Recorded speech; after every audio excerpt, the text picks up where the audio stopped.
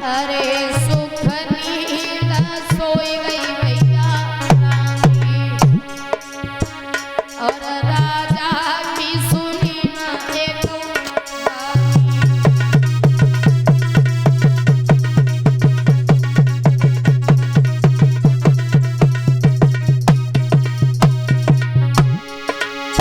अरे जब ख्याल सुनीति को आया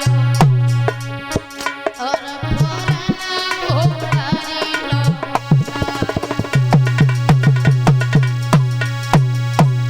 सुरजी ने दरवाजा नहीं खोला। सुनीति के दरवाजे पे पहुंचे, आवाज लगा, सुनीति अरे क्या तुम भी सो गई? वो रानी पहली आवाज में उठ करके बैठ गई, लेकिन दरवाजा नहीं खोला। क्यों? कहीं ऐसा तो नहीं हमारी सौत ने हमारे महाराज को मारने के लिए भेजा हो हमें? डर गई एक पल के लिए, बाद में मन में विचार किया खैर कोई बात नहीं, अगर मर जाएंगे पति के हाथों से तो स्वर्ग धाम के लिए जाएंगे। आज उसने दरवाजा खोला, देखा महाराज तुम क्या करने आए हो इतनी रात को? बताया मैं शिकार करने के लिए गया था, एक हिरन का पीछा करते करते काफी दूर तक निकल गया, वापस लौट के आया तो सुरजी ने दरवाजा नहीं खोला। मैंने सोचा चलो सुनीति के घर चलता हूँ, तो मैं चला आया और अब सारी बात यही पूछ लो कि अंदर महलों में भी लेके जाओ। आज रानी ने अपने पति की कलाई को पकड़ा, लेकर के चली है वो माँ।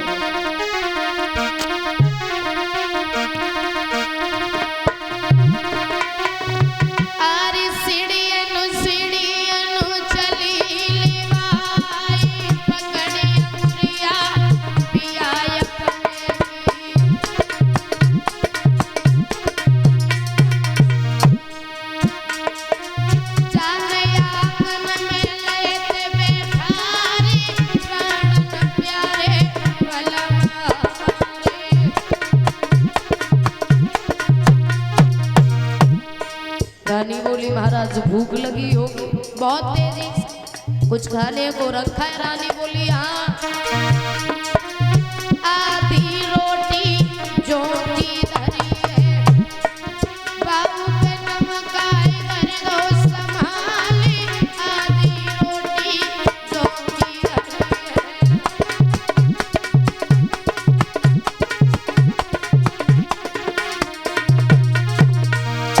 महाराज ने वो जौ की रोटी नमक के साथ खाई तो वो पहला निवाला गले से नीचे नहीं उतरा। जरा विचार करना भैया, सूखे जौ की रोटी और वो भी नमक के साथ में। आज चाना और गेहूं की रोटी नमक के साथ खा के देखना, वो भी बहुत मुश्किल पड़ जाएगी खाना। और फिर वो तो जौ की रोटी नमक के साथ, जो राजा सुंदर सुंदर पकवान खाता हो वो जौ की रोटी कैसे खा सकता है भला? महाराज ने एक बात कही, राजा जो मैं खाता था वही तुम खाती थी, ये जौ की रोटी हमसे एक पल नहीं खाई जा रही है, तुम इस रोटी को रोजाना कैसे खा लेती? तो रो के जवाब दिया महाराज हम इस रोटी को नहीं खाते। फिर सुनो,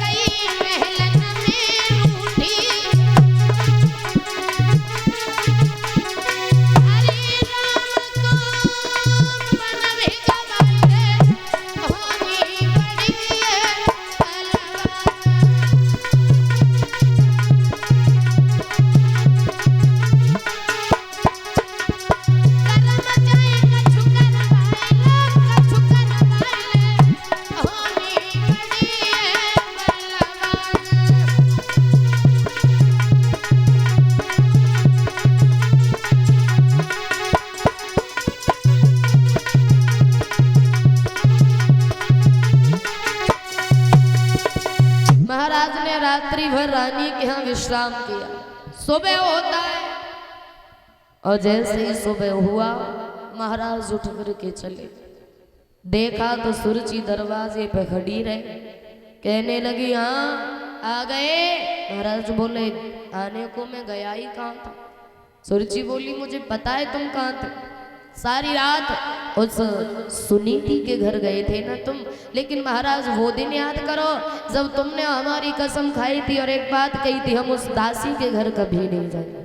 फिर क्या हुआ, महाराज को क्रोध आ गया और एक बात कही है सुनो सुरुचि, तुमने आते आते उस रानी को घर से बेघर कर दिया और फिर भी तुम्हारी आत्माओं में अगर तसल्ली नहीं है तो ले जाओ तलवार और जाकर के उसको मार दो। जैसे ही महाराज ने क्रोध किया सुरुचि शांत हो गई। धीरे धीरे समय गुजरा, कलाई पकड़ी अंदर लेकर के गई। 9 महीने जब गुजर गए तो बताया जाता है दोनों रानियों ने गर्भ धारण किया और एक एक बच्चे को जन्म दिया।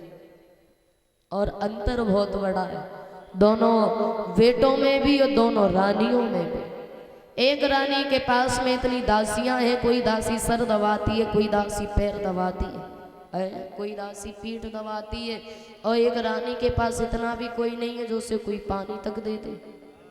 और एक बेटा को दासियां नहला धुला करके पालने में झुलाती है। एक माँ का पुत्र धरती पर वो भी पत्तों पर सुलाया जाता है, भारी किस्मत। और कहते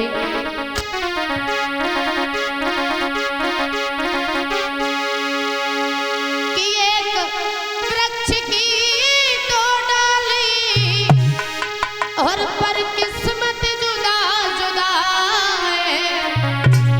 एक डाली जाए हवन में और एक से जली रही चिता।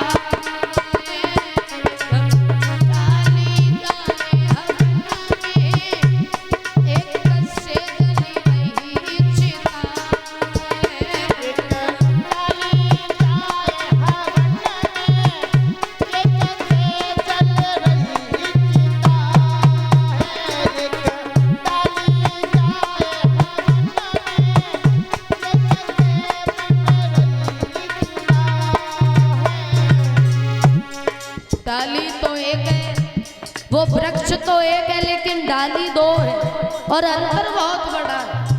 एक डाली को काट के यज्ञ में आहुति लगाई जाती है, दूसरी डाली को काट करके चिता को जलाया जाता है। वृक्ष एक है, डाली दो है, अंतर बहुत बड़ा है।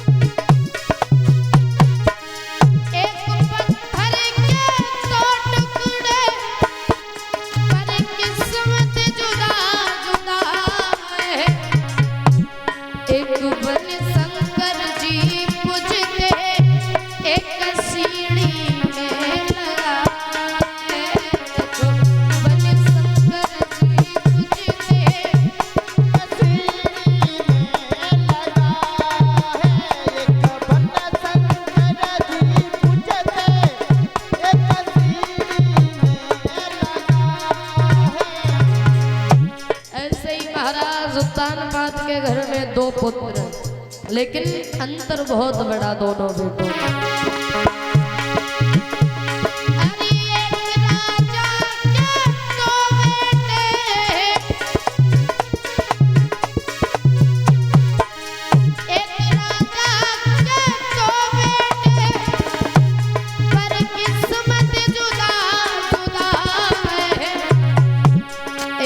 झूले पालने में